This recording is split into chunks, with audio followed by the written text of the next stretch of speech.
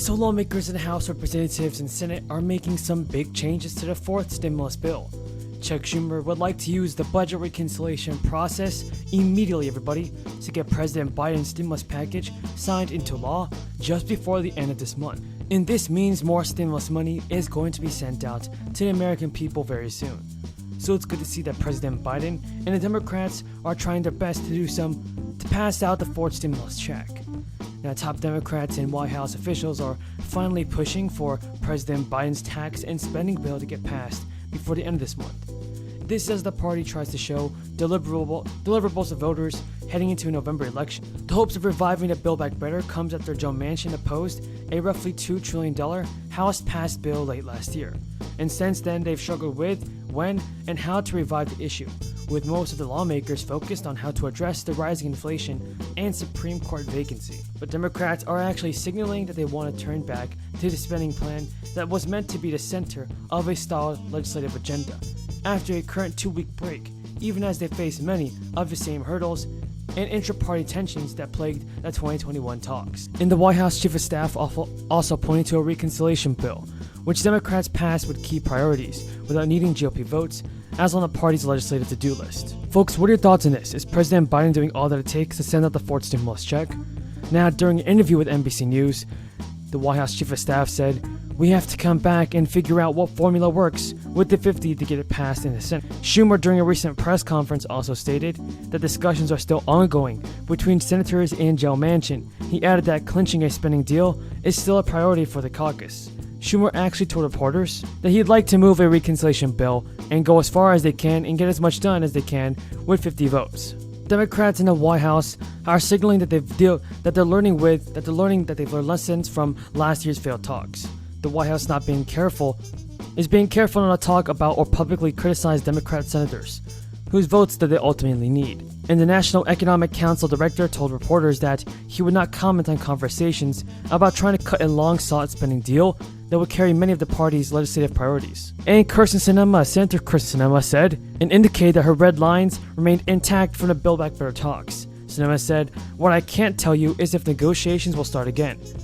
And she said she'll be the same person in negotiations if they start again like last year. Joe Manchin is also engaged in continuous talks.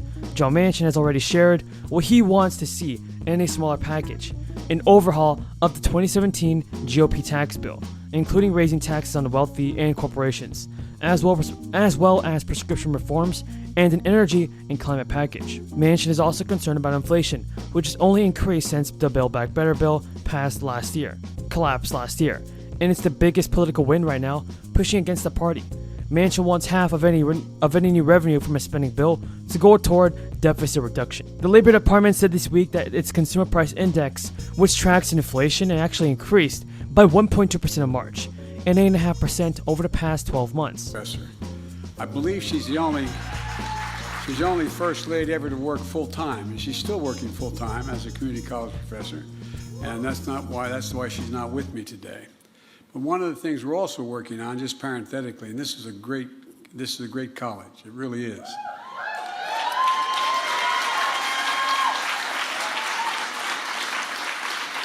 Thanks to the leadership of the governor, you have one of the best systems in the country.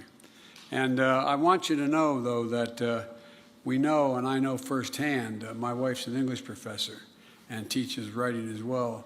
The number of students that come back to schools like this and the community college where Jill teaches, Northern Virginia Community College, are coming back having not been in school for a long time, many times.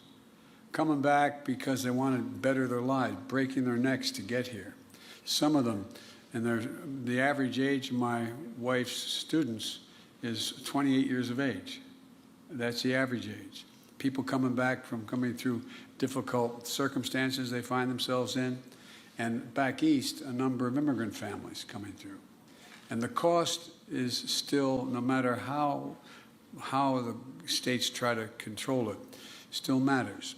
So one of the things that it didn't do all I wanted to do, but was just able to sign a new budget bill that increases the Pell Grants by $400 a year.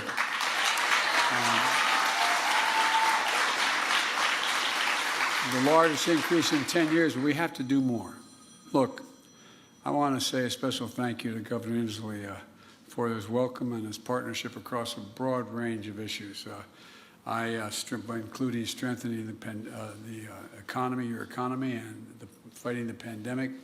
But you know, I refer to him, and he knows this to be true because when I was back seeking the nomination, he is the environmental governor of the nation. This guy is leading the whole country.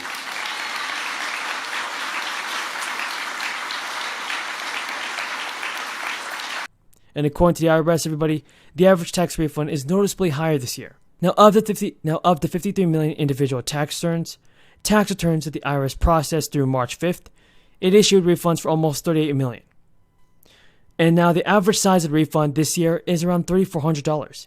That's a 13.7% increase from the average $3,000 or $2,990 refund issued at the same point last year. But everybody, it's important to remind the numbers may not predict where refund amounts may end up. By early 2021 of December, the average refund was around $2,800. The IRS is now expecting more than 160 million individual tax returns this year. That means the tax agency has processed around 1/3 of all the returns and is expecting the 2022 filing season to collect previous federal stimulus checks. And according to Yahoo News, money has been paid out to those within that category who earned less than $26,000 in 2020. The program is being expanded in 2022. I was just about to walk away here. Carlos. Yes. With that, it is my distinct honor to introduce Senator Schumer, who was a champion in making sure that we preserve the child tax credit in the Senate. It is not an easy fight, and we so deeply appreciate you being able to take this. Also, Indiana residents may qualify for extra cash in 2022, and Marco reported that the Indiana state government posted a higher surplus last year, and the government wants to provide a tax refund worth about $125. And the good news for Florida school teachers this year, according to Yahoo News, they may receive a stimulus payment this year of up to $1,000. According to Ron DeSantis, approximately 177,000 teachers are set to receive this payment. So folks, do you support the fourth stimulus check from President Biden? Tell me in the comments below. Looked like they really could and did play ball, and the other one looks like he could bomb you. And it's a tough group, but a good group. Look, I want to thank you and your staffs for welcoming us to town. It's a one-stop shop connection for people in this county to the services and benefits they need, and that's important. Lawmakers have approved the new stimulus plan. $500 stimulus checks will begin going out to people who qualify for this. The state's Executive Office of Administration and Finance just announced that it will begin sending the payments as part of a $4 billion stimulus relief plan. The effort is going to help 500,000 workers who fell below the state's poverty line. According to the Biden administration, residents will be eligible for the payments if their income in 2020 was at least $12,750, and if their total income put them 300% below the poverty line.